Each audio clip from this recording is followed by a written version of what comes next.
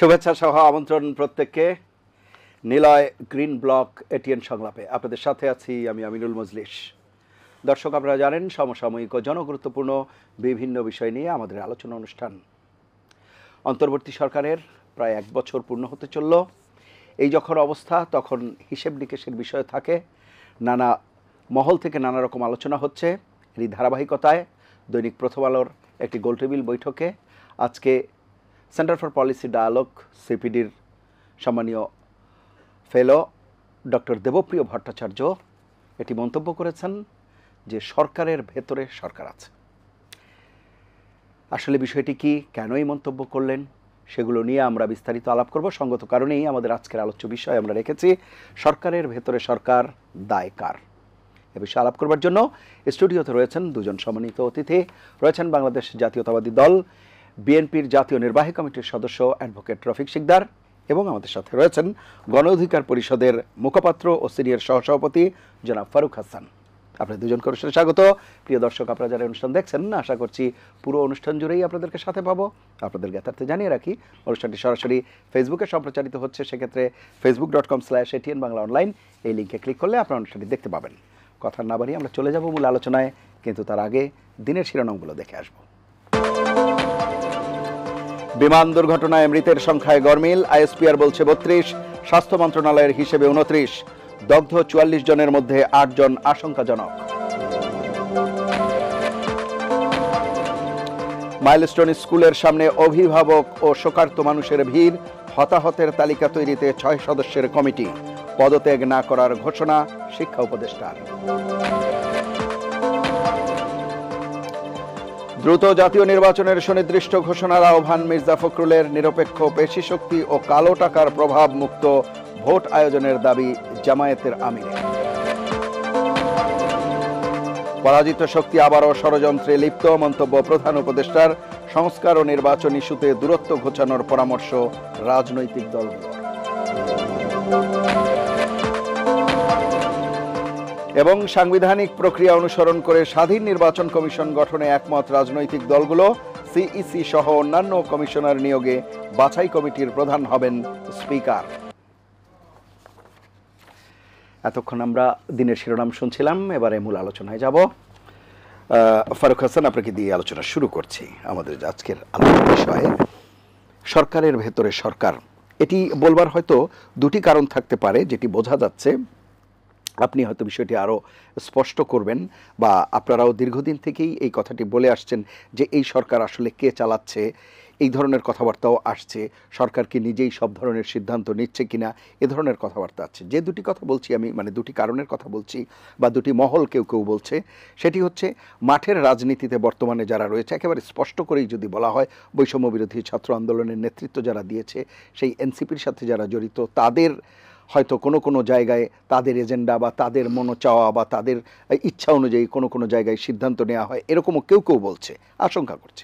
আবার বিগত যে সরকার, পতিত যে ফ্যাসিস্ট সরকারের কথা বলা হয়, যারা চলে গেছে, তাদের অনুগত যারা ছিল, বিভিন্ন সংস্থাতে যারা রয়েছে, বিভিন্ন দপ্তরে যারা রয়েছে, তাদের নানামুখী কর্মতৎপরতার কারণে সরকার যে সিদ্ধান্ত নিতে চায়, সঠিকভাবে সেই সিদ্ধান্ত নিতে পারছে না। আপনার মতামত শুনব। ধন্যবাদ আপনাকে।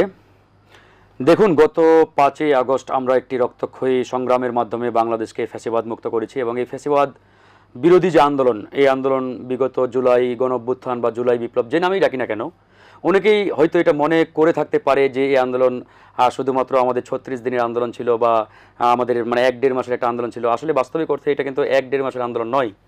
এই ফ্যাসিবাদ পতন আন্দোলনটি আমরা আসলে বিগত 15-16 বছর ধরে এটাকে চলমান রেখেছি, এবং লাস্ট যার পরিণতি গত জুলাই বিপ্লবে আমরা সামগ্রিকভাবে প্রত্যেকটি রাজনৈতিক দল, জাতি, ধর্ম, বর্ণ, কৃষক, শ্রমিক, পেশাজীবী প্রত্যেকের স্বতঃস্ফূর্ত অংশগ্রহণের মাধ্যমে আমরা বাংলাদেশকে ফ্যাসিবাদ মুক্ত করেছি। এরপরে আমাদের জনগণের আকাঙ্ক্ষিত ছাত্র জনতার সমর্থিত যে সরকার, যেটাকে আমরা বলে থাকি, সেই ডক্টর মোহাম্মদ ইউনূসের নেতৃত্বে একটি সরকার গঠন হলো। সাধারণত বা স্বভাবতই এই সরকারের কাছে জনগণের আশা আকাঙ্ক্ষা অত্যন্ত বেশি ছিল, এবং থাকাটাই স্বাভাবিক। রাজনৈতিক দলগুলোরও প্রত্যাশা অনেক বেশি ছিল যে এই সরকার ক্ষমতায় এসে এই যে বিগত 15 বছরের যে একটা ভঙ্গুর অবস্থা, এই ভঙ্গুর অবস্থা থেকে বাংলাদেশকে একটা কাঠামোর দিকে তারা নিয়ে যাবে, এবং বাংলাদেশকে একটা তারা সঠিকভাবে একটা লাইনে তারা দাঁড় করাবে।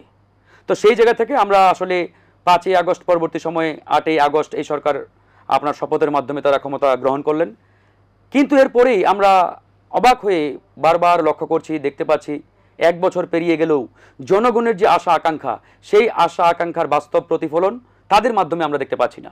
যেমন জনগণের আকাঙ্ক্ষা কী ছিল, যে এই সরকার ক্ষমতার চেয়ারে বসে গণহত্যার বিচার করবে, বাট এই 1 বছরে আমি যদি এই সরকারকে প্রশ্ন করি যে গণহত্যার বিচারের অগ্রগতি কতটুকু, বাট তাদের কাছে কোনো উত্তর নেই। তারা ওই যে আমরা ওই বাচ্চারা টিভিতে দেখে হেলে দুলে চলছে গাড়ি সিসিমপুরে, এরকম একটা অবস্থা। তো এরকম অবস্থা চললে তো আসলে কিয়ামত পর্যন্ত এই গণহত্যার বিচার হবে বলে আই ডোন্ট নো, আমি জানি না। এরপরে সংস্কারের কথা বলছে, সংস্কার তো আমরা সবাই চাই, কিন্তু বাস্তবিক অর্থে এই 1 বছরে দৃশ্যমান সংস্কারের অগ্রগতি কতটুকু হয়েছে এই সরকার কিন্তু আজ পর্যন্ত জাতির সামনে উত্থাপন করতে পারে নাই, তারা হাজির করতে পারে নাই যে এই 1 বছরে আমরা এই সংস্কার করেছি এবং আমাদের পাইপলাইনে এই সংস্কারগুলো রয়েছে। এই যে জাতীয় ঐক্যমত্য কমিশনে আমাদের নিয়মিত বৈঠক হয়, গণ অধিকার পরিষদের পক্ষ থেকে সেখানে আমি প্রতিনিধিত্ব করি, বিএনপির জনাব সালাউদ্দিন সাহেব, অন্যান্য প্রত্যেকটা দলের প্রতিনিধিরা সেখানে থাকেন। সকাল 10:30 থেকে 11টায় শুরু হয়, বিকেল 5টায় শেষ হয়। এই যে গত 1 মাস ধরেই নিয়মিত বৈঠক, আজকে আমি এক প্রকারের রাগান্বিত হয়ে কমিশনকে বলেছি যে আপনারা যদি এই হেলে দুলে এরকম কার্যক্রম চলমান রাখেন, আমার তো মনে হয় না আগামী 1 বছরেও আপনারা আসলে দৃশ্যমান কোনো সিদ্ধান্ত নিতে পারবেন। আপনাদের সিদ্ধান্তের দিকে যেতে হবে, আর যদি আপনারা সিদ্ধান্ত না নিতে পারেন তাহলে আপনাদের আসলে উদ্দেশ্যটা কি? হয়তো নির্বাচন ডিলে করা, না হলে ভিন্ন কোনো উদ্দেশ্য আছে, আপনাদের এই ক্ষমতাকে প্রলম্বিত করা বা দীর্ঘায়িত করা একটা স্বপ্ন থেকে থাকতে পারে। আমি স্পষ্ট করে এই বিষয়টি তাদেরকে আজকে তুলে ধরেছি তাদের সামনে। আজকে দেখেন, এই যে দেবপ্রিয় ভট্টাচার্য তিনি যে কথাটি বলেছেন যে এই সরকারের ভিতরে আরেকটা শ্যাডো গভর্নমেন্ট বা ছায়া সরকার রয়েছে, এটা পানির মতো পরিষ্কার। যেদিন মাইলস্টোনে এরকম একটি ভয়াবহ মর্মান্তিক যে দুর্ঘটনা ঘটলো, দুর্ঘটনা ঘটার পরে সবার আগে আমরাই বলেছিলাম যে এরকম একটা মর্মান্তিক ঘটনার পরে সারা বাংলাদেশের মানুষ, ছাত্র জনতা শোকাহত। এই শোকাহত পরিবেশের মধ্যে আমাদের খুদে বাচ্চারা, শিক্ষার্থীরা তারা কিভাবে পরীক্ষাটা দেবে? এই যে পাবলিক পরীক্ষা ছিল আপনার এইচএসসি, আমরা বললাম যে শিক্ষা উপদেষ্টা আপনি অনতি বিলম্বে এই পরীক্ষা স্থগিত করেন। আমরা দুপুরে আহ্বান জানিয়েছি, বাট তারা কিন্তু আমাদের এই বক্তব্যকে কনসার্নে নেয় নাই, সিদ্ধান্ত নেয় নাই। ভালো কথা, চলতেছে কথা, আলোচনা চলতেছে। হঠাৎ করে আমরা রাত 3টার দিকে দেখলাম স্থানীয় সরকার উপদেষ্টা জনাব আসিফ মাহমুদ তিনি ফেসবুকে লেখলেন যে এইচএসসি পরীক্ষা স্থগিত করা হয়েছে, আগামীকালকের এইচএসসি পরীক্ষা স্থগিত করা হয়েছে। আর আমাদের শিক্ষা উপদেষ্টা রাত 9টার দিকেও বলেছেন যে পরীক্ষা স্থগিত করার কোনো সুযোগ নেই। তাহলে আসলে কে চালাচ্ছে, মিনিস্ট্রি চালায় আমরা আসলে জানি না। তো এই যদি হয় তাদের ভিতরে হজবরল অবস্থা, তাহলে তো ভাই আসলে দল কি বলে, কোন মন্ত্রণালয় কে চালায় আর সরকারের ভিতরে কোন সরকার দেশ চালাচ্ছে, এটা তো বলার অপেক্ষা রাখে না। আসিফ মাহমুদ সে কেন শিক্ষা মন্ত্রণালয়ের সিদ্ধান্ত দেবে? হু আর ইউ? আপনি কি? আপনি আপনার দপ্তর, আপনার ডিপার্টমেন্টের সিদ্ধান্ত দিবেন। আপনি তো আরেকটা ডিপার্টমেন্টের সিদ্ধান্ত দিতে পারেন না। যখনই আপনি আরেকটা ডিপার্টমেন্টের সিদ্ধান্ত দিচ্ছেন তখন তো এটা প্রতীয়মান যে এই সরকার আসলে গুটি কয়েক ব্যক্তি দ্বারা কুক্ষিগত। ওই 3, 4, 5 জন অ্যাডভাইজার যা বলে, যা মন চাই, যা সিদ্ধান্ত নেই সেটাই সরকারের সিদ্ধান্ত। আর এরকম যদি অবস্থা চলতে থাকে তাহলে এই সরকারের মাধ্যমে জনগণের আশা আকাঙ্ক্ষা কিয়ামত পর্যন্ত বাস্তবায়ন বলে আমার মনে হয় না, কারণ এভাবে চলছে। সেই জায়গায় রাজনৈতিক দলগুলোর দায় নেই। এখন রাজনৈতিক দলগুলোর দায় আপনি আসলে একদিক দিয়ে বলতে পারেন, কিন্তু রাজনৈতিক দলগুলো তো কোঅপারেট করার জন্য প্রস্তুত। এই যে গতকালকে 4টি দলকে মাননীয় প্রধান উপদেষ্টা ডাকলেন, সেখানে বিএনপি, জামাত, আপনার ওই ইসলামী আন্দোলন, নাগরিক পার্টি, তারপরে আজকে আমাদের ডেকেছেন। দেখেন এই আন্দোলনে আমরা, এটা আপনি বলতে পারেন যে আপনাকে এটা অহংকারের সুরে বলতেছেন বা অন্য কোনো ইয়াতে না। 2018 সালে যদি আমরা কোটা আন্দোলনের জন্ম না দিতাম ঢাকা ইউনিভার্সিটির মাটিতে, তাহলে এই 24 সালের বিপ্লব হতো না। একবার স্পষ্ট, এটা সবাই জানে, আপনারাও জানেন যে আমরাই 2018 সালে এই কোটা আন্দোলন ঢাকা বিশ্ববিদ্যালয়ের রাজপথে শুরু করেছি। সেখান থেকেই এই আন্দোলনের জন্ম হয়েছে 2024 সালে আবারও, সেখান থেকে গণ অভ্যুত্থান বা বিপ্লব। অথচ এই বিপ্লবের অন্যতম স্টেক হোল্ডার গণ অধিকার পরিষদ আমরা, অথচ গতকালকে আমাদের ডাকা হয় নাই। প্রধান উপদেষ্টা কাদের ডেকেছেন এটা আপনারা নিজেরাও জানেন, তা আমি ওই ব্যাখ্যায় গেলাম না। তো এরকম যদি একটা অবস্থা হয়, মির্জা ফখরুল সাহেব নিজেও বলেছেন যে সরকারের উচিত আমাদেরকে নিয়ে ঘন ঘন বসা, কারণ যত রাজনৈতিক দলগুলোর সাথে এই সরকারের কানেক্টিভিটি গভীর হবে, নিয়মিত বসা হবে, তত এই সরকার স্মুথলি কাজ করতে পারবেন। আর সরকার যদি মনে করে রাজনৈতিক দলগুলো আমাদের প্রয়োজন নাই, বিপদে পড়লে জাতীয় ঐক্যের ডাক দেয়, আর যখন বিপদ কেটে যায় তখন মুই কি হনুরে, আমরাই সব। তো এইরকম মানসিকতা এই সরকারের মধ্যে থাকলে আপনি বলেন এই সরকারের মাধ্যমে জাতির আশা আকাঙ্ক্ষা বাস্তবায়ন কিভাবে হবে? এই সরকার যে নেপোটিজম করছে, এই সরকার যে এখন ওই বন্ধু কোটা, আত্মীয় কোটা, ওই কলিগ কোটা, সহকর্মী কোটা, এটা তো পানির মতো পরিষ্কার। এই যে আমাদের মাননীয় স্বাস্থ্য উপদেষ্টা, নাম নূরজাহান বেগম। তিনি আপাদমস্তক একজন ব্যাংকার, ব্যাংকিং লাইনের মানুষ, যিনি মেডিকেলের মোটাও জীবনে পড়েছেন কিনা আই ডোন্ট নো। তো এরকম একজন ব্যাংকিং সেক্টরের ব্যক্তিকে যখন স্বাস্থ্য উপদেষ্টার চেয়ারে বসানো হয়, তো এখান থেকে কি প্রতীয়মান হয়, যেটা কি সংস্কার করবে আর জাতিকে কি উপহার দিবে, আমরা তো ওই স্বাস্থ্য উপদেষ্টার দিকে তাকালেই বুঝতে পারছি। কেন ভাই, বাংলাদেশে কি এরকম মেডিকেল সেক্টরে অভিজ্ঞ এরকম কোনো ব্যক্তি ছিল না? ইউনূস সাহেব খুঁজে পান নাই? আর যে ব্যক্তিটাকে এই চেয়ারে বসিয়েছেন তার আসলে এখানে মানে অভিজ্ঞতা কি, বা এখানে কি ক্রাইটেরিয়ায় তাকে এখানে যুক্ত করা হয়েছে? আমরা এখন পর্যন্ত যা ক্রাইটেরিয়া পেয়েছি যে তিনি ইউনূস সাহেবের প্রতিষ্ঠান গ্রামীণ ব্যাংকের আপনার ভারপ্রাপ্ত আপনার ম্যানেজিং ডাইরেক্টর ছিলেন, এইটাই একমাত্র তার যোগ্যতা।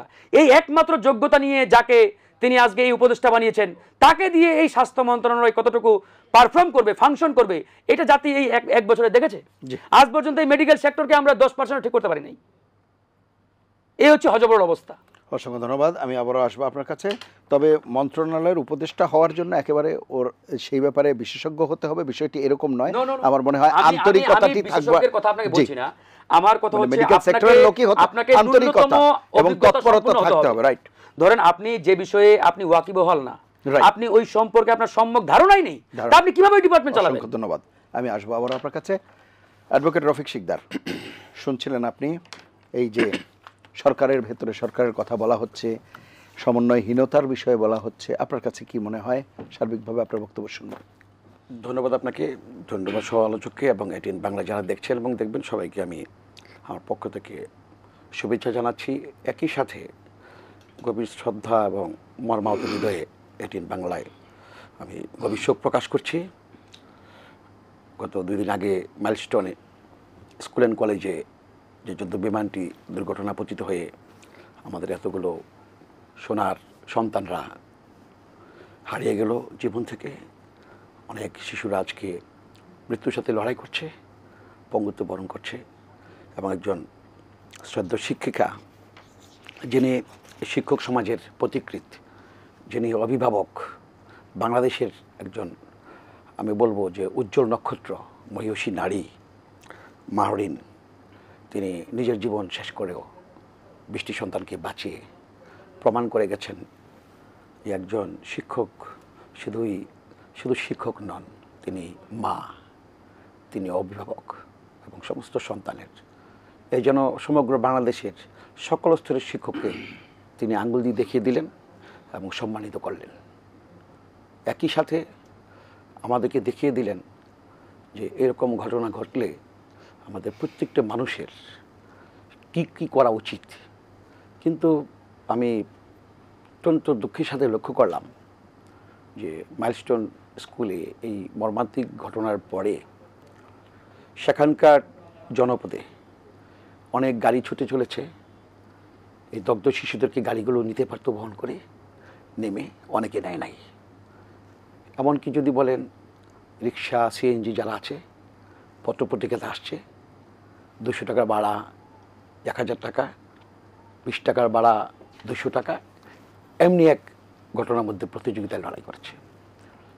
এখন যদি বলি যে রাষ্ট্র তুমি মানবিক হও, যে রাষ্ট্রটি অমানবিক ছিল দীর্ঘদিন যাবৎ, যে রাষ্ট্রটি গুম খুন মুক্ত হতে পারে নাই, যে রাষ্ট্রের সমস্ত অর্গানগুলোকে একটি সরকার, দুঃশাসনের সরকার কুক্ষিগত করে রাষ্ট্রের সমস্ত যে অর্গান যন্ত্রগুলো ছিল, বিচার বিভাগ, শাসন বিভাগ এবং নির্বাহী বিভাগ, আইন বিভাগ, সবগুলো কুক্ষিগত করে তারা যেভাবে পরিচালিত করেছিল, সেখান থেকে আমরা 2024 সালের 5ই আগস্টে জুলাই আগস্টের যে বিপ্লব সংগ্রামের মধ্য দিয়ে উত্তরণ করলেও আমরা স্থায়ীভাবে এই 1 বছরে আমরা প্রতিষ্ঠা করতে পারি নাই।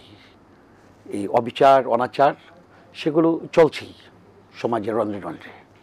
এবং আপনি যে টপিকসটা আজকে এনেছেন যে সরকারের ভিতরে সরকার, এই সরকারটি তো গণ অভ্যুত্থানের সকল মানুষের আশা আকাঙ্ক্ষার একটি সরকার।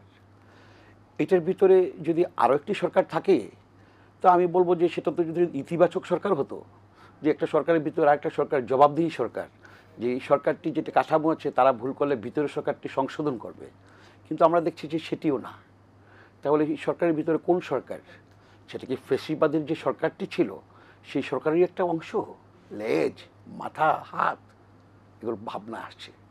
আর যদি তাই না হবে তাহলে উত্তরার ঘটনা সচিবালয়ে কেন আসলো, রাইট। সচিবালয়ের ভিতরে কেন ঢুকবে? এখন সেই কথাটি আমরা কেন আনতেছি না? সচিবালয় অস্থিতিশীল, সচিবালয় অস্থির হয়ে গেল এবং আইন শৃঙ্খলা বাহিনী তার এখন এই জিনিসগুলো কাদের হাতে? সে কারণে আপনি জেনে থাকবেন যে আমাদের বিএনপির মহাসচিব মির্জা ফখরুল ইসলাম আলমগীর স্পষ্টভাবে বলেছেন যে একটি রাজনৈতিক সরকার যদি প্রতিষ্ঠা না হয় তাহলে এরকম অ্যানার্কি সমাজে বাড়তেই থাকবে। এবং সে কারণে কিন্তু আমরা বারবার বলেছি আমাদের দল থেকে, আমরা তো সরকারই ছিলাম অনেকবার নির্বাচন করেই, আমরা সেখানে আমাদের কোনো এত ইয়া নাই, কিন্তু দেশের জন্য, বৃহৎ জনগোষ্ঠীর জন্য, গণতন্ত্রের জন্য, গণতন্ত্রকে প্রাতিষ্ঠানিক টেকসই রূপ দেওয়ার জন্য নির্বাচনের কোনো বিকল্প নেই, নির্বাচিত সরকারের কোনো বিকল্প নেই। তো আজকে আমাদের দেখেন যে উত্তরাতে সেই মাইলস্টোন সমস্ত এলাকাতে কিন্তু এখনও কিন্তু আগুনের গন্ধ পাই, আমরা গন্ধ পাচ্ছি। এবং তাদের স্বজনদের এই মর্মবেদনা আমাকে, আপনাকে, সবাইকে আপ্লুত করছে। সেখানে আমি তাদের আত্মা শান্তি কামনা করি।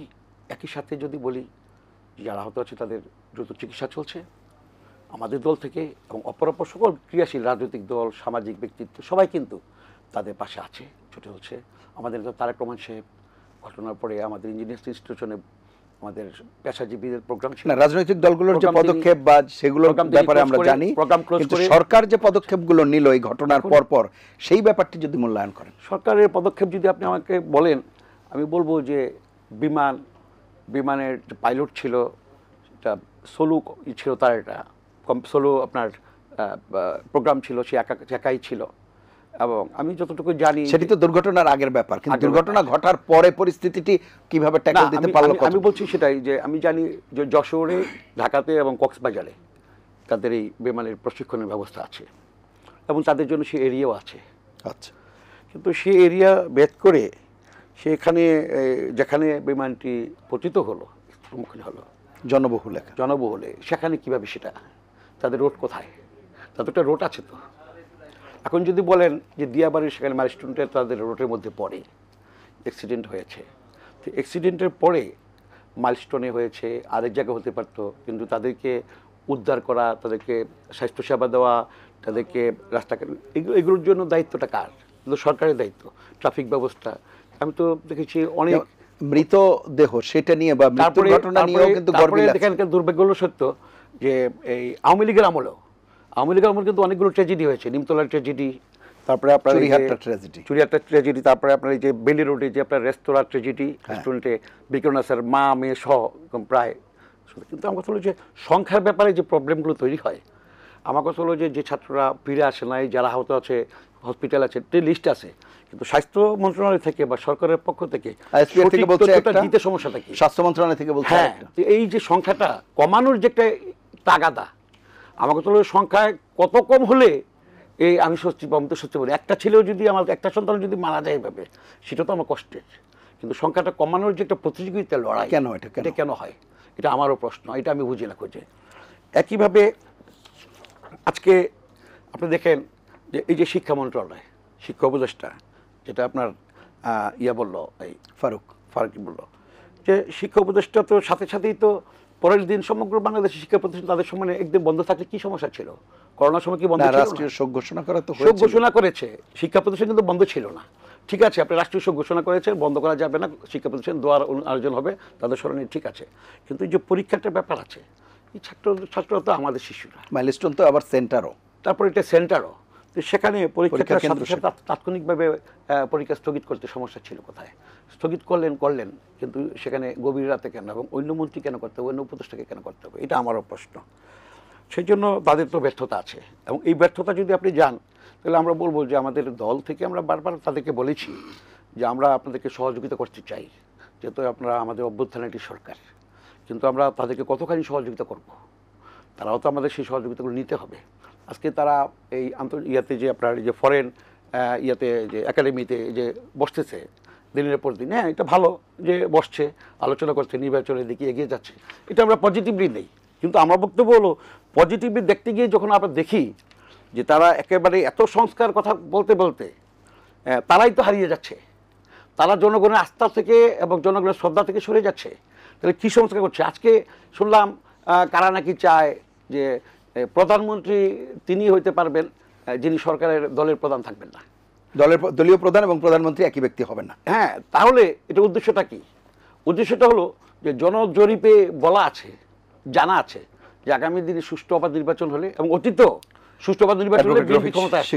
তাহলে কি আমাদের দলের প্রধানকে আটকানোর জন্য একটা পরিকল্পনা? জি, আমি শুনবো আপনার কাছে, একটা বিরতি নিয়ে আসবো। প্রিয় দর্শক, নিলয় গ্রিন ব্লক এটিএন সংলাপে পর্যায়ে নিচ্ছে বিরতি। থাকুন আমাদের সঙ্গে।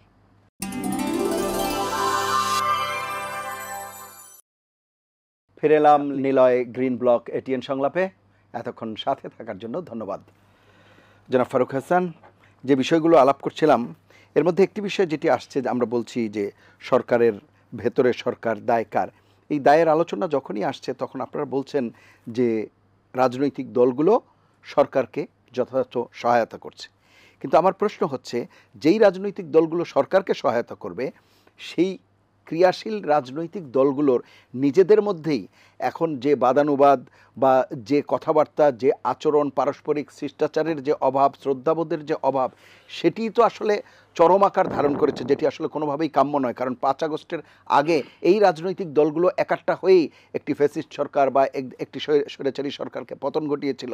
কিন্তু তারাই আজকে একে অপরের একেবারে শীর্ষ নেতাদের সম্পর্কে যে ধরনের কথাবার্তা, যে ধরনের স্লোগান, এই সব কিছু হচ্ছে, এগুলো কি আসলে খুব ইতিবাচক ইঙ্গিত বহন করে? আপনার কাছে কি মনে হয়? ধন্যবাদ আপনাকে বিরতির পর। তার আগে আমাদের রফিক ভাই দুটো বিষয় এখানে সামনে নিয়ে আসছেন, আমি মনে করি এই বিষয়ে কিছুটা বলা দরকার।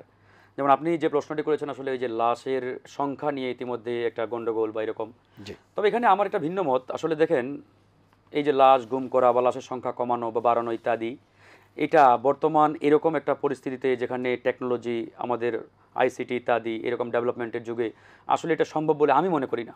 যেমন ধরেন, নাম্বার 1 মাইলস্টোন কলেজটা কোথায়? ঢাকার একটা অভিজাত এলাকায়, এবং এই কলেজটি একটি অভিজাত কলেজ। এখানে যারা পড়াশোনা করে এরা নিতান্তই মানে ওই গ্রামগঞ্জের বা ওই রকম একবারে ফুটপাতের কেউ না, যারা ঢাকা শহরের বা বাংলাদেশের ধনাঢ্য কি বলে আপনার অর্থশালী, সম্পদশালী এরকম মানুষজনের সন্তানেরাই কিন্তু এই কলেজে পড়ে।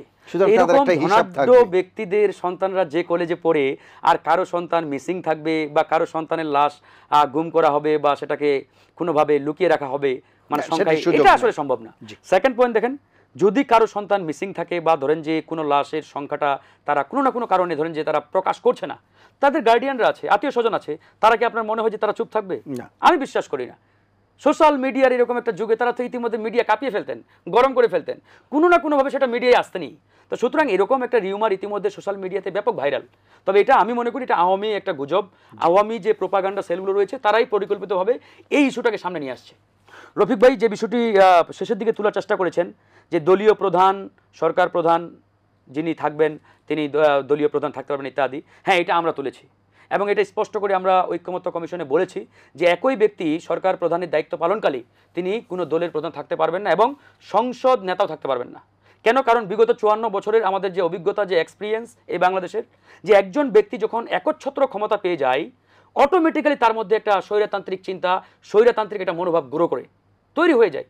কারণ আপনি আজকে সঞ্চালক, আপনাকে যখন আমি একচ্ছত্র ক্ষমতা দিয়ে দেব বা আপনি পাবেন, অটোমেটিক্যালি আপনার মধ্যেও কিন্তু এরকম একটা মনোভাব তৈরি হবে। ইভেন এটা আমাকেও যদি দেওয়া হয় আমার মধ্যেও তৈরি হবে। এই জন্য প্রত্যেকটা মানুষের একটা সারাউন্ডিং, মানে আপনাকে তো কেউ দিবে না। না না, এখন এখানে তো বিএনপি রাজনীতি, নট অনলি বিএনপি, হ্যাঁ এর আগে তো আওয়ামী লীগ ছিল, বিএনপি হয়তো আগামীতে আসবে। এটা তো এমন না যে বিএনপি কিয়ামত পর্যন্ত ক্ষমতা থাকবে। কিয়ামত থাকবে না, কিন্তু আগামী 10 বছর 20 বছর মানে 15 বছর বা এর মধ্যে তো আমরা দেখতে পাচ্ছি যে নিকটতে যে অবস্থা, না রাজনৈতিক দলগুলোর কি অবস্থা। বিএনপি ক্ষমতায় আসুক বা না আসুক এটা আমার বক্তব্য না, এটা বিএনপি বলতে পারবে।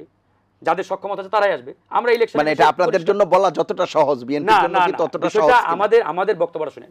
শেখ হাসিনা যে ভুলগুলো করেছে, আমরা চাই ভবিষ্যতে বিএনপি এই ভুলগুলো যাতে না করে। বিএনপি ভালো করুক, দেশের জন্য কাজ করুক, দেশের মঙ্গল করুক তারা। হ্যাঁ, আমরা ভুল করা শুরু করেছে, বিএনপির ভালো কাজগুলোকে আমরা সাপোর্ট দিই। না, বিএনপি কি অলরেডি ভুল করা শুরু করেছে? তারা যে ভুলগুলো করে বা তাদের তৃণমূলের নেতাকর্মীরা এই যে চাঁদাবাজির বা অন্যান্য যে খবরগুলো আমরা পাই, আমরা সমালোচনা করি, প্রতিবাদও করি। ইভেন আমরা এটাও বলি যে আগামীতে অন্তত পক্ষে 5 বছর বা এই যে ভারতীয় যে একটা হেজিমনি বাংলাদেশে দীর্ঘ 15-16 বছর ছিল, এখান থেকে বাংলাদেশকে প্রোটেক্ট করার জন্য সবচাইতে বড় শক্তি এখন পর্যন্ত বিএনপি। আমি এটা সে আমরা কথাই অস্বীকার কিন্তু করি না। বলছিলাম। এই জন্য আমরা বলছি যে বিএনপির ভালো কাজে আমরা যেমন প্রশংসা করি, একই সাথে তাদের যে আপনার দুর্বলতা বলেন বা তাদের যে এইরকম কাজগুলো, এগুলো সমালোচনাও করি। তো এই জায়গায় আমরা যেটি বলছি যে একজন ব্যক্তি যখন একচ্ছত্র ক্ষমতা পেয়ে যায়, তার মধ্যে অটোমেটিক্যালি এই বিষয়টা গ্রো করে। আচ্ছা। তা আমরা ভবিষ্যতের একটা সেফ বাংলাদেশ আগামীর প্রজন্মকে উপহার দেওয়ার জন্য আমরা আমাদের দলের যে গঠনতন্ত্র এবং আমাদের দলের যে ঘোষণাপত্র 2021 সালে আমরা আমাদের 21 দফা দিয়েছিলাম, ওই 21 দফার অন্যতম একটা দফা ছিল যে একই ব্যক্তি একই সাথে সরকার প্রধান, দলীয় প্রধান এবং সংসদীয় নেতা থাকতে পারবেন না। এটা কিন্তু 21 সালে বলা আমাদের। আচ্ছা, তো সুতরাং তখন থেকে আমরা যে দলীয় পজিশন, আমরা এটা এখনো স্পষ্ট করছি যে এখান থেকে আমরা সরবো না, এটা আমাদের ক্লিয়ার কাট পজিশন। এখন আমরা ঐক্যমত্য কমিশনে আলোচনা করছি, সেখানে অধিকাংশ দল যদি মনে করে একমত হবে, না করলে হবে না। জি। তো এখন বিষয়টা যাই হোক, আপনি আমার যে প্রশ্নটা ছিল। লাস্ট যে প্রশ্নটি করেছেন যে আমাদের দলগুলোর মধ্যে এতটা ফ্যাক কেন, এতটা দলাদলি কেন, আমরা নিজেদের মধ্যে আসলে অনেক আমাদের একটা দূরত্ব তৈরি হয়েছে। না মানে It's আপনাদের মধ্যে absolutely true. প্রতিপক্ষ থাকবে, কিন্তু সেটি যাতে শত্রু ভাবাপন্ন না হয়। ইয়েস, তবে আমাদের মধ্যে এই যে একটা ডিস্টেন্স বা এই যে একটা দূরত্ব, আমি মনে করি এই দূরত্বের পিছনে সরকার অনেকাংশে দায়ী, রাজনৈতিক দলগুলো না। আচ্ছা, কারণ আজকে দেখেন সরকার কিন্তু একটা নিউট্রাল বডি, বর্তমান যে সরকার ক্ষমতায় রয়েছে, এবং এই সরকারের সবচাইতে বড় দায়িত্ব ছিল জাতীয় ঐক্য এবং সংহতি সুদৃঢ় করা, ধরে রাখা। কারণ ধরেন বিএনপি ডাকলো, বিএনপির ডাকে হয়তো দু একটা দল নাও যেতে পারে, যে একটা পলিটিক্যাল পার্টি ডেকেছে আমি যাব না, বা আমরা ডাকলাম অন্যান্য দলগুলো নাও আসতে পারে, কিন্তু যখন একটা নিউট্রাল লিগ্যাল অথরিটি আপনাকে ডাকবে বা দলগুলোকে ডাকবে, সবাই কিন্তু যাবে। না, যেমন মানে সরকার যখন অসংখ্য ধন্যবাদ। হ্যাঁ। আমি আমি শেষ করি 30 সেকেন্ড। আপনি শেষ এই করবেন। জন্য সরকারের জায়গা থেকে সরকারকে দেখেন, দায় দিচ্ছেন, সরকার ঠিক আছে। যখন একটা স্পেসিফিক দলকে পেট্রোনাইজ করে, পিছন থেকে পৃষ্ঠপোষকতা করে, তখন তো বুঝতে বাকি নেই যে এই সরকার আসলে নির্দিষ্ট একটা দলকে সরকার support কি দেয়। কোনো দলকে বলে দিয়েছে অবশ্যই। যে যেমন আপনি অশ্লীল স্লোগান দিবেন, না, না, না। আপনি কোন দলীয় প্রধান বা অশ্লীল স্লোগানের তো বিরুদ্ধে আমি বলছি, যেমন সরকার যদি একটা দলীয় নির্দিষ্ট প্রধানের দলকে মানে পেট্রোনাইজ ছবিতে করে, যেমন পা ধরেন- দিবেন, এগুলো কি বলে দেয় সরকার? না, আমরা এটার বিরুদ্ধে। যেমন ধরেন গতকাল সরকার 4টা দলকে ডেকেছে, 4টা দলের সাথে মিটিং করার পরে সেখানে সরকারের একজন অ্যাডভাইজার যখন প্রেস ব্রিফিং করছেন, তখন তিনি বলছেন যে আজকে বাংলাদেশের বৃহৎ 4টি দলের সাথে সরকারের মিটিং হলো। এখন এই 4টা বৃহৎ দল কারা? বিএনপি বড় দল, এটা নিয়ে তো কারো কোনো আপত্তি নেই, জামাত বড় দল, জামায়াত ইসলামী। ফাইন। কিন্তু এরপরে একটা অনিবন্ধিত দল, তাদেরকে যখন সরকারের একজন অ্যাডভাইজার মানে পার্ট অফ গভর্নমেন্ট, সে যখন বলে বৃহৎ 4টি দল, দ্যাট মিন্স সরকার পেট্রোনাইজ করে একটা দলকে তুলে টেনে উপরে ওঠার চেষ্টা করছে। জি, আপনার তাহলে বক্তব্য এরকম একেবারে একটি স্পষ্ট। পক্ষপাতমূলক আচরণ যে যখন সরকার হয়। শুরু করেছে, এই সরকারের কাছ থেকে আপনি জনগণের আশা-আকাঙ্ক্ষা কিভাবে বাস্তবায়ন দেখছেন? জি। কিভাবে সম্ভব? ধন্যবাদ। অ্যাডভোকেট রফিক শিকদার। দেখেন, একটি দলের প্রধান সরকারে আসলে বা পার্লামেন্টের সংখ্যাগরিষ্ঠ সিট পেলে, এখন সেই দলের প্রধান প্রধানমন্ত্রী হবেন কি হবেন না, এটা কিন্তু আসলে পার্লামেন্টের ডেমোক্রেসিতে পার্লামেন্ট মেম্বারদের ব্যাপার। পার্লামেন্টের মেম্বারদেরকে নির্বাচিত করবে জনগণ। এখন এটা আমাদের মেসেজ দেওয়া আছে যে সরকারের প্রধান দলের প্রধানও হতে পারবে। এটা আমাদের বাংলাদেশে যেমন আছে, গণতান্ত্রিক রাষ্ট্র যুক্তরাষ্ট্রে আছে, যুক্তরাজ্যে আছে, প্রতিবেশী রাষ্ট্র ভারতেও আছে, যেগুলো বাংলাদেশেও চলছে। এটা নির্ধারিত হবে পার্লামেন্টে, নির্বাচনের পরে পার্লামেন্টের মেম্বাররা সিদ্ধান্ত নেবে। মানে সেই সব দেশের প্রেক্ষাপট আর আপনার দেশের প্রেক্ষাপট কি? না, আমাদের এখানে চলতেছে, এটা দীর্ঘদিন যাবত এটা প্র্যাকটিসটা চলছে। মানে তাদের দেশের গণতন্ত্র এখন- যতটা শক্তিশালী, হ্যাঁ, আমাদের তো আমাদের দেশে- আমরা শক্তিশালী করতে যাচ্ছি, চেষ্টা করছি। এখন কিভাবে করবেন? এখন এক হাতে যদি একজনের হাতে সব ক্ষমতা দিয়ে এখন আপনি সামনে- গণতন্ত্রকে এখন আমাদের শক্তিশালী করবেন? এখন আমাদের বক্তব্য হলো বিএনপিকে আটকানোর জন্য, বিএনপির পথকে রদ্দ করার জন্য, বা বিএনপি এবং ছোট না, এটা যে দল আরো যে আগামীতে আসবে তা সবার জন্য আমি তো সেটাই একই বলতেছি, system। আমি সেটাই আপনাকে বলতেছি। বিএনপি আগামীতে নির্বাচন হলে বিএনপি ক্ষমতা আসবে, এটা একটা ছোট শিশু বিশ্বাস করে। জি, সেটি আসলে এখানে বলার কোনো অপেক্ষা রাখে না। এবং আপনি যদি বলেন যে কি না, আওয়ামী এটা লীগ তো নাই শুধু বলে, 5 বছরের জন্য না না নয়, আপনি সবার না না আপনি যদি আমাকে প্রশ্ন করেন আওয়ামী লীগ নেই বলে, কেন? আওয়ামী লীগের সাথে তো বিএনপি লড়াই করে 91 থেকে 2001 সাল পর্যন্ত দুবার ক্ষমতা আসছে, জি। সুষ্ঠুবাদ নির্বাচনের মধ্য দিয়ে। আপনি তো বলতে পারবেন না যে বিএনপি আওয়ামী লীগের সাথে লড়াই করে আসে নাই। এটা কিন্তু ইতিহাস কিন্তু তার কারণ নাই। তো সেখানে বিএনপির সাথে কম্পিটিশন করবে, এটা আমি কোনো অহংকার করছি না। এটা বিএনপি একটা বড় একটা রাজনৈতিক দল, না, এটা মানুষের সবাই বলছে। সমর্থিত। কারণ এই দল তো মানুষের কাছে যায়, মানুষের কাছাকাছি থাকে, মানুষের কথা বুঝে, মানুষের পালস বুঝে।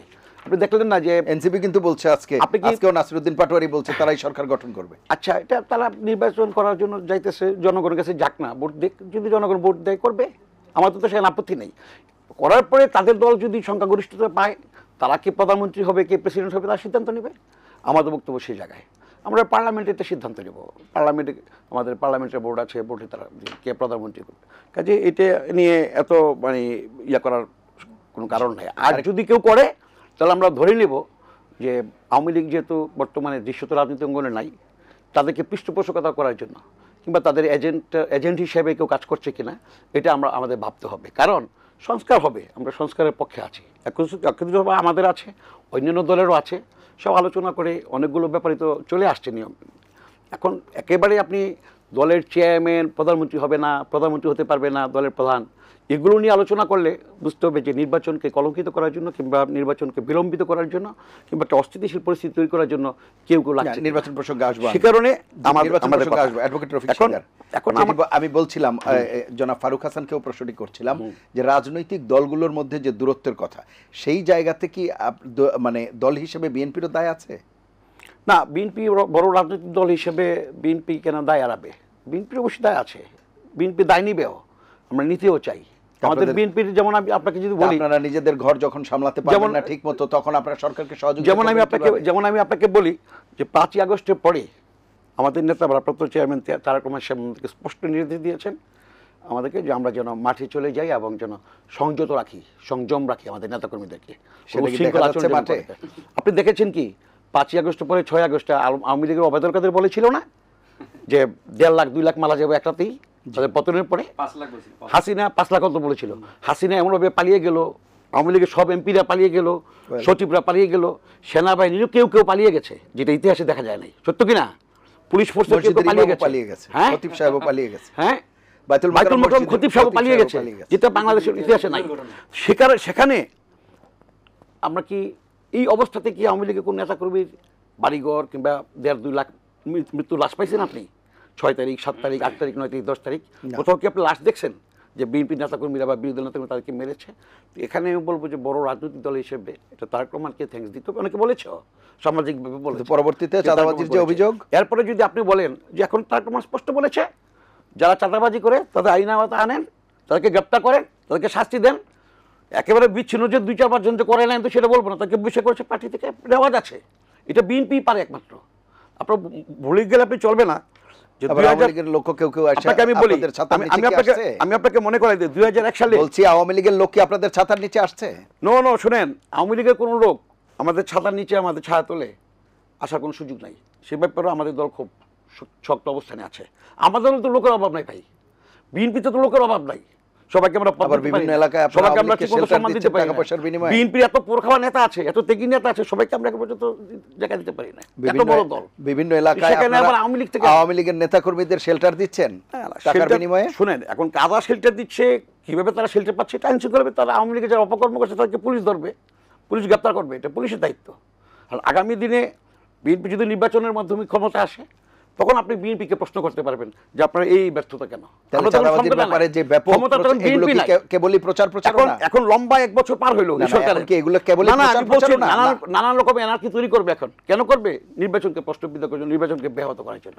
আমি আপনাকে বলি 1 বছর প্রায় হয়ে গেছে না এই সরকার, অন্তর্বর্তীকালীন সরকারের, জি, তাদের কিন্তু অনেক দায় আছে।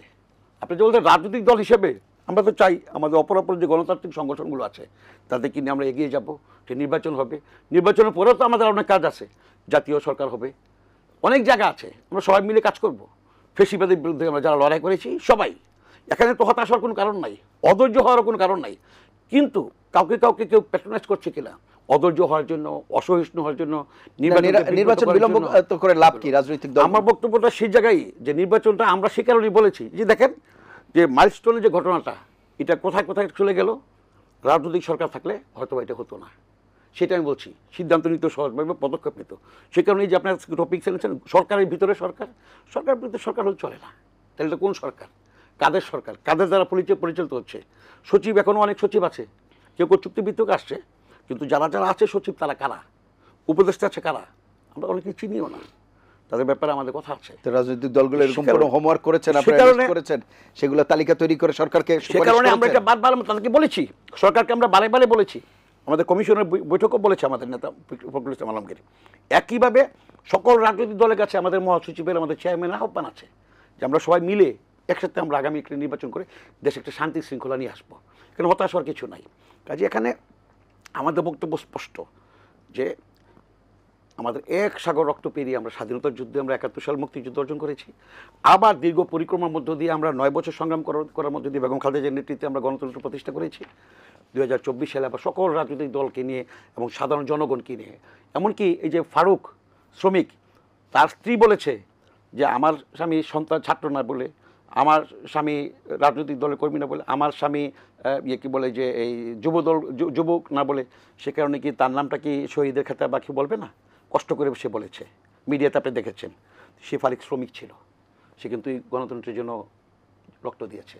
সুতরাং প্রত্যেকটা আবু সাঈদের, মীর ওয়াসিমের, মগদের প্রত্যেকেরই আলাদা আলাদা তাদের ইতিহাস আছে রক্ত দেওয়ার। সেই রক্তের ঋণ কিন্তু আমাদেরকে শোধ করতে হবে আগামী দিনে একটি সুন্দর অবাধ নির্বাচনের মধ্য দিয়ে, সরকার গঠন করে সুন্দর আমি আসবো আবার আপনার কাছে। একটা নিয়ম আমাদের নেতা তারেক রহমানের সেটাই বার্তা যে আমরা সুন্দরভাবে পরে এসে আমরা শুনবো যে নির্বাচনে কি আসলে সকল কিছুর সমাধান কিনা। একটা বিরতি নিয়ে আসি। প্রিয় দর্শক, নিলয় গ্রিন ব্লক এটিএন সংলাপে পর্যায়ে নিচ্ছি বিরতি, থাকুন আমাদের সঙ্গে।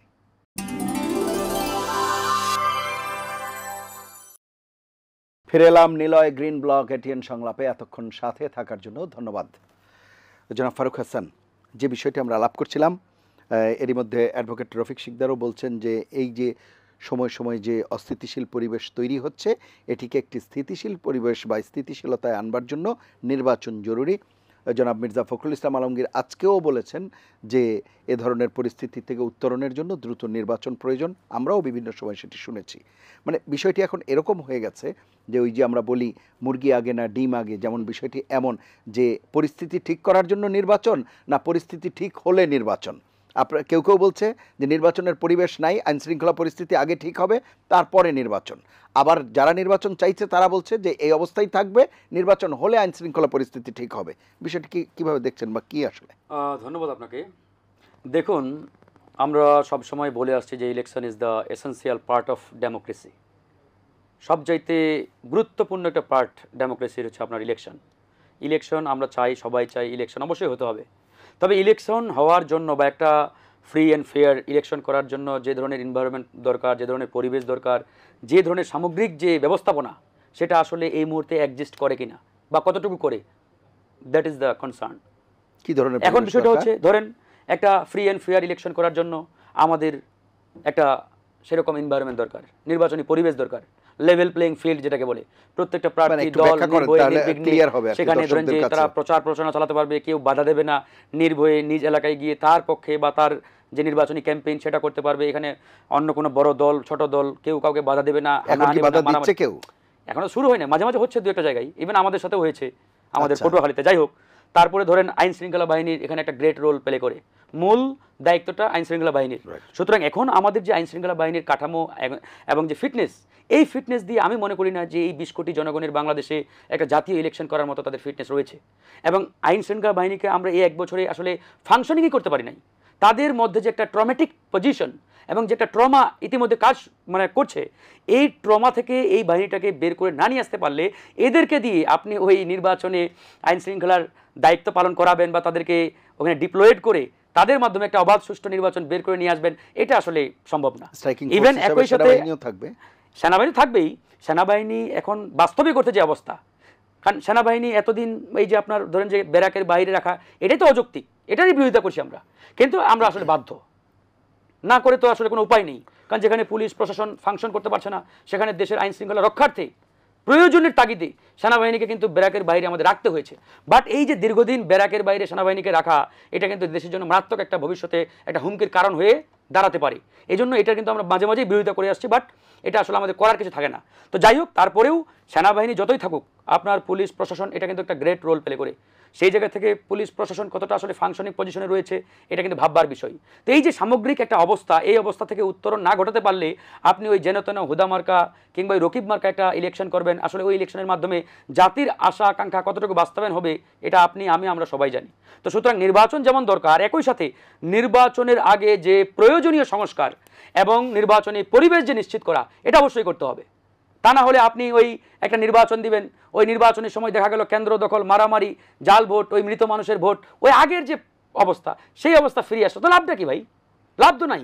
এই যে 2000 মানুষ এখানে জীবন দিলেন, ছাত্র জনতার রক্তের বিনিময়ে নতুন বাংলাদেশ পেলাম, এই বাংলাদেশের আসলে মূল্যটা কি? এই যে মাঝে মাঝে ভাই যেটা বলেন রফিক ভাই, যে যারা জীবন দিয়েছে, যাদের রক্তের বিনিময়ে আজকের এই বাংলাদেশ পেয়েছি, তাদের রক্তের ঋণ আমাদের পরিশোধ করতে হবে। তাদের ঋণ তখনই পরিশোধ করতে পারবেন যখন আপনি এই সামগ্রিক যে সংস্কার এবং নির্বাচনী পরিবেশ নিশ্চিত করার মাধ্যমে একটা ফ্রি অ্যান্ড ফেয়ার ইলেকশন জাতিকে উপহার দিতে পারবেন। ঠিক তখনই আপনি ওই শহীদদের রক্তের ঋণ আপনি পরিশোধ করতে পারবেন।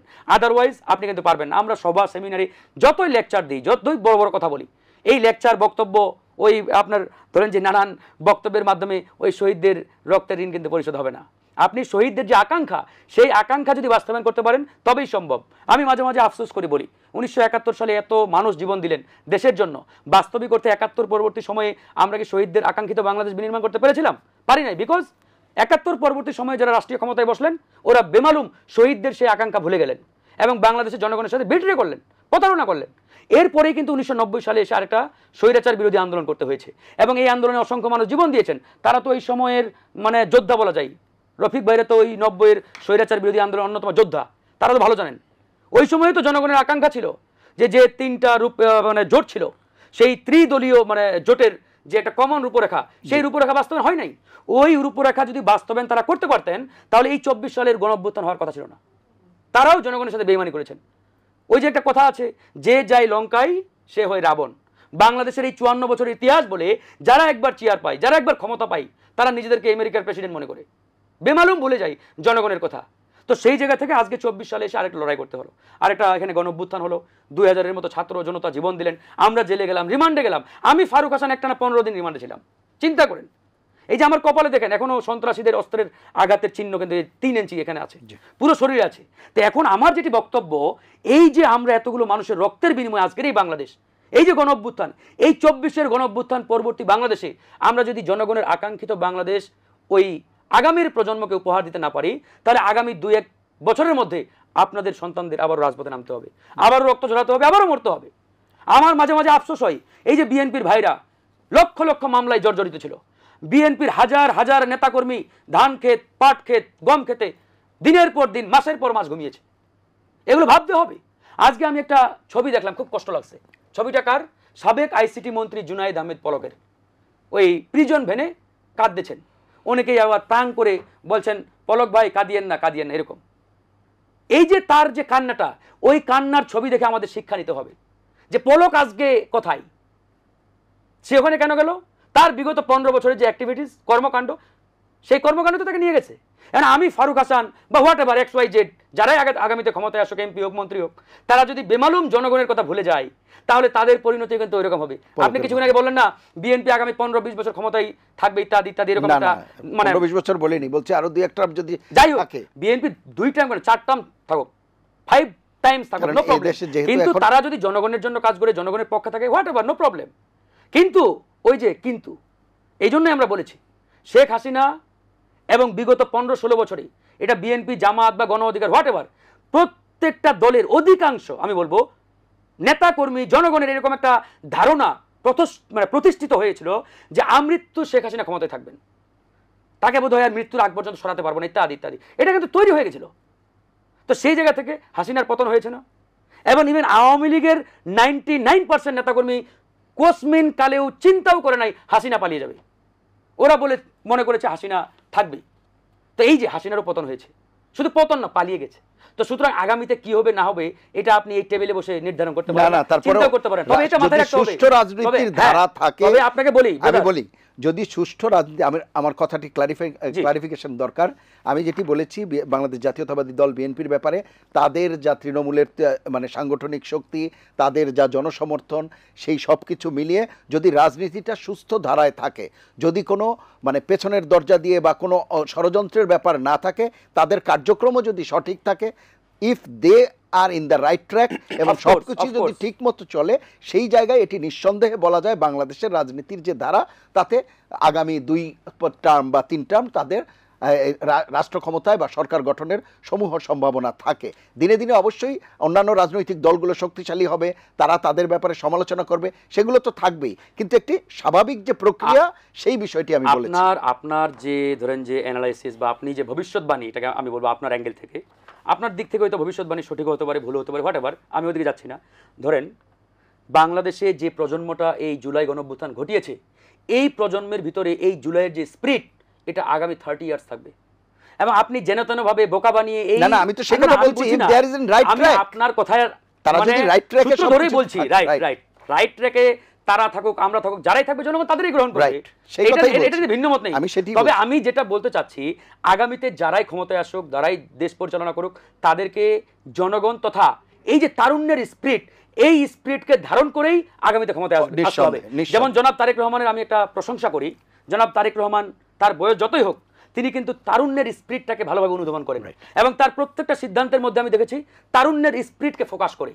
বিকজ সে কিন্তু দূরদর্শী নেতা এবং সে ভবিষ্যৎ দেখতে পাচ্ছেন যে আমার দলকে যদি আগামী 30 বছর এই সঠিক ট্র্যাকে রাখতে হয় তাহলে আমাকে কোন ধারণা পোষণ করে কোন সিদ্ধান্ত নিতে হবে। সুতরাং সে কিন্তু ওইভাবেই সিদ্ধান্ত নিচ্ছে।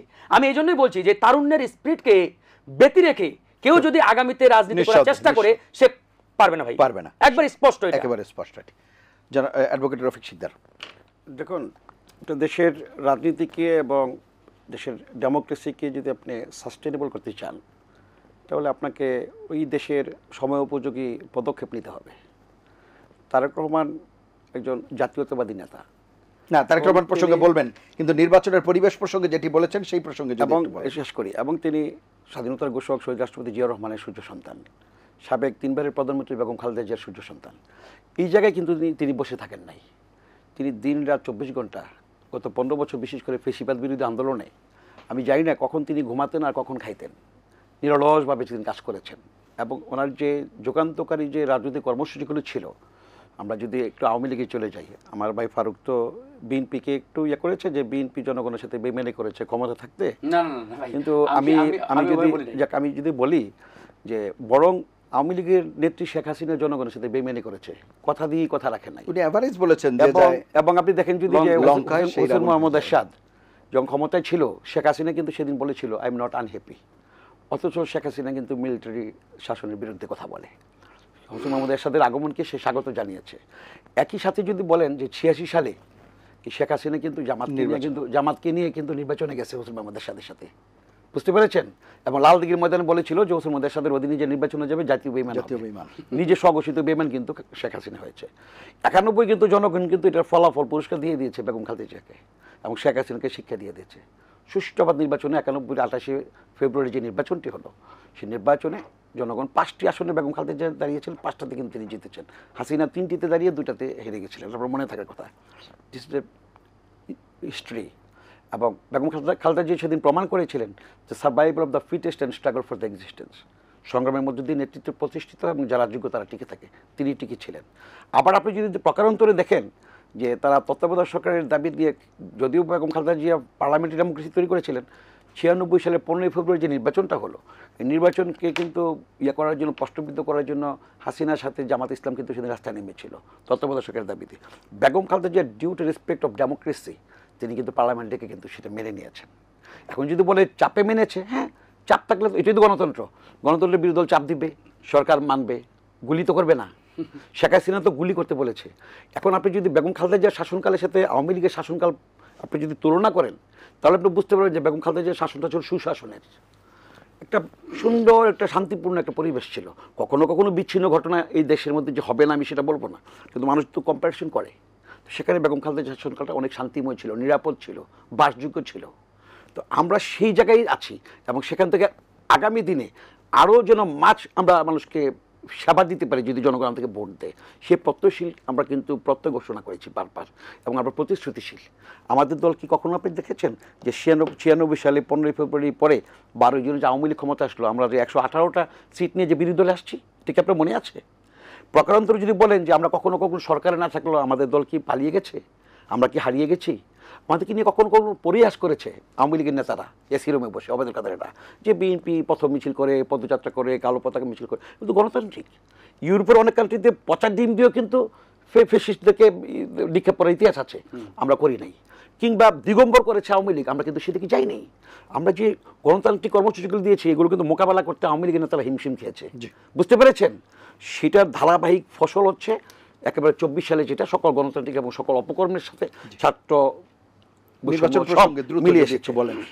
আমি বলবো যে আমাদের নির্বাচনের পরিবেশ কি আছে? নির্বাচনের পরিবেশ ব্যাপারে আমার ভাই ফারুক হাসান যেটা বলেছেন, আমি বলবো যে নির্বাচনের পরিবেশ আওয়ামী লীগের যে 15 বছর তারা যে নির্বাচন করেছিল তখন তো পরিবেশ আরো বেশি খারাপ ছিল। আজকে আপনি মতামত সেই নির্বাচন তো আর হয়নি, না বলছি আপনার মতামত ব্যক্ত করার কথা আজকে বলছেন যে ব্যক্ত করতে পারছেন না।